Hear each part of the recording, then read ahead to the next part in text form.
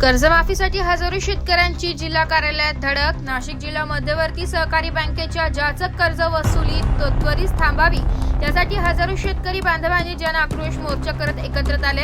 या संदर्भात बँकेने वसुली प्रक्रिया करताना सहकार कायद्यातील तरतुदींचा भंग केलाय।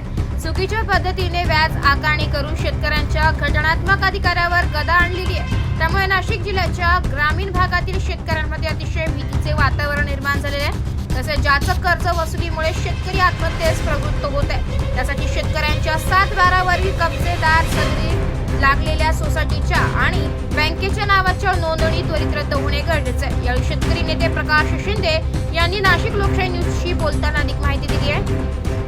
नमस्कार, नाशिक लोकशाही न्यूजमध्ये सर्व प्रेक्षकांचे स्वागत। आज हजारो शेतकऱ्यांनी नाशिक जिल्हाधिकारी कार्यालयावर धडक दिली आहे आणि त्यांच्या ज्या कर्ज वसुलीबाबत ज्या मागण्या आहेत त्या जिल्हाधिकाऱ्यांसमोर मांडल्या आहेत। तर आपण त्यांच्याकडनं अधिक माहिती जाणून घेऊया। या ठिकाणी नाशिक जिल्हा मध्यवर्ती सहकारी बँकेनं मागील काळामध्ये आदरणीय कलेक्टर साहेबांच्याच अध्यक्षतेखाली संनियंत्रण समिती स्थापन करून त्या ठिकाणी अतिशय द्रुतगतीनं कर्जवसुली सुरू केलेली आहे। चुकीची व्याज आकारणी करून शेतकऱ्याच्या 7/12 वरील त्याचं नाव कब्जेदार सदरी हटवून त्या ठिकाणी सोसायटी व बँकेचं नाव लावण्यात येत आहे। ती मोहीम त्वरित थांबवावी अशा पद्धतीची आम्ही मागणी जिल्हाधिकारी साहेबांकडे केलेली आहे।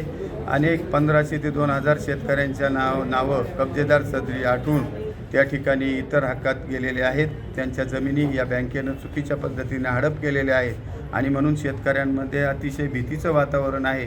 शेतकरी कदाचित आत्महत्येला प्रवृत्त होईल म्हणून या नाशिक जिल्ह्यातील सर्व जाणकार शेतकऱ्यांच्या नेत्यांनी एकत्रितरित्या ही वज्रमुठ त्या ठिकाणी आवळलेली आहे आणि सर्व एका व्यासपीठावर येऊन सर्व संघटनांचे त्यांनी आज हा मोर्चा या ठिकाणी हजारोंच्या संख्येनं यशस्वी केलेला आहे। तिसरी मागणी अशी आहे की राष्ट्रीयकृत बँकेप्रमाणे NPA तरतूद त्या ठिकाणी राबवून आम्हाला व्याज आकारणी करावी, जेणेकरून राष्ट्रीयकृत बँकेत मुद्दलामध्ये सुद्धा भरघोस अशी सवलत मिळते। शेतकऱ्याला 60% 80% सवलत या जिल्ह्यामध्ये राष्ट्रीयकृत बँकांमध्ये मिळते आहे आणि म्हणून तशाच पद्धतीची व्याज आकारण्यासाठी NPAच्या तरतुदीचा अवलंब केला आणि राष्ट्रीयकृत बँकेप्रमाणे जर OTS केलं तर निश्चितपणे आम्हाला या शेतकऱ्यांना दिलासा मिळेल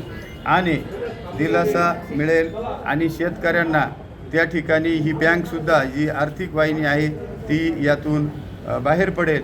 यासाठी आम्ही सर्व लोकप्रतिनिधींना सुद्धा विनंती करणार आहोत आणि राज्य सरकारनं ही जी व्याजामधली तफावत राहणार आहे, जी दरी निर्माण होणार आहे ती राज्य सरकारनं सोसावी अशा प्रकारची विनंती आम्ही जिल्हाधिकारी साहेबांमार्फत राज्य सरकारला पण केलेली आहे।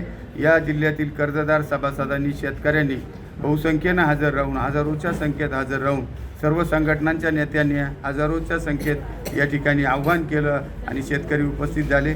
ते सर्व नेत्यांचं आणि शेतकऱ्यांचं या ठिकाणी मनापासून आभार मानतो आणि थांबतो। आपल्यालाही सर्वांना धन्यवाद। आज सर्व शेतकऱ्यांनी जे जिल्हाधिकाऱ्यांना निवेदन दिलं आणि जर ते तुमचं निवेदन मान्य नाही झालं तर तुमची यापुढची भूमिका काय असेल? आज आम्ही सर्व शेतकरी संघटनांचे प्रतिनिधी, नेते मंडळी आणि आपले अर्जुनदादा बोराडे आम्ही सर्वांनी जिल्हाधिकारी यांना निवेदन दिलेलं आहे।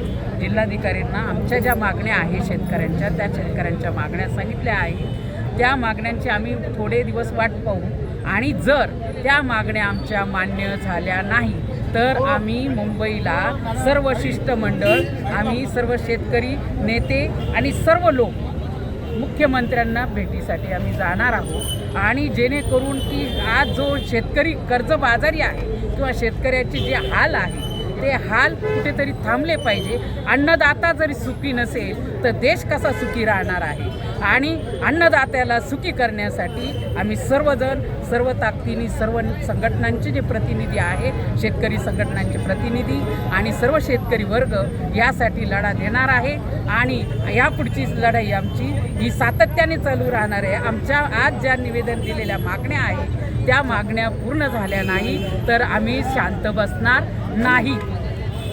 आम्ही सर्वजण त्यावरती पुढे आणखी जास्त आमचा जो लढा आहे तो तीव्र पद्धतीने करू आणि शेतकऱ्यांना न्याय मिळवूनच देऊ। जोपर्यंत शेतकऱ्यांना न्याय मिळत नाही तोपर्यंत आम्ही सर्व शेतकरी संघटनांचे जे प्रतिनिधी आहे सर्व लोक आहे, शेतकरी लोक शांत बसणार नाही याची शासनाने दखल घ्यावी.